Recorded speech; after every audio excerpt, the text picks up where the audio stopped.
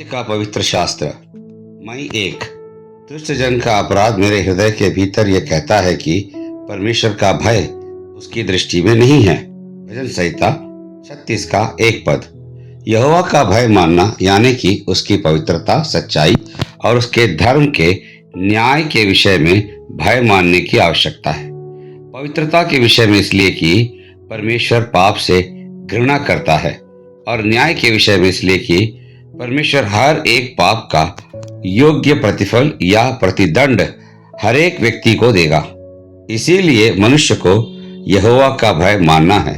इतना ही नहीं, यहोवा का भय मानने के लिए उसके अनंत काल का प्रेम हमें विवश करता है। भजन संहिता 19 के 9 में हम पढ़ते हैं, यहोवा का भय पवित्र है, वह अनंत काल तक स्थिर रहता है।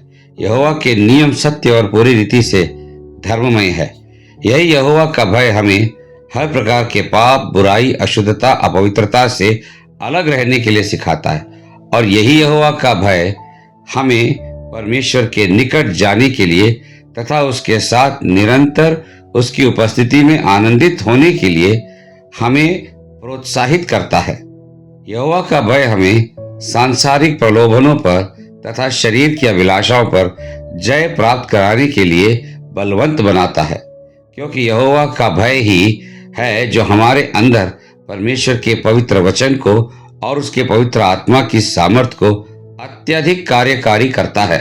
व्यवस्था विवरण के 10 अध्याय के 17 पद में, क्योंकि तुम्हारा परमेश्वर यहोवा वही ईश्वरों का परमेश्वर और प्रभुओं का प्रभु है। वह महान पराक्रमी और भय योग्य ईश्वर है, जो किसी का पक्ष नहीं करता और न घूस लेता है।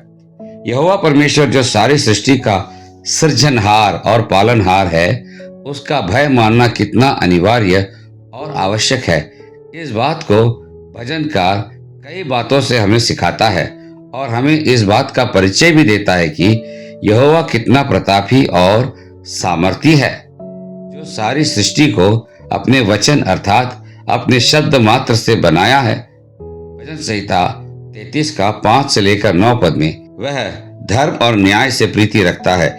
यहोवा की करुणा से पृथ्वी भरपूर है।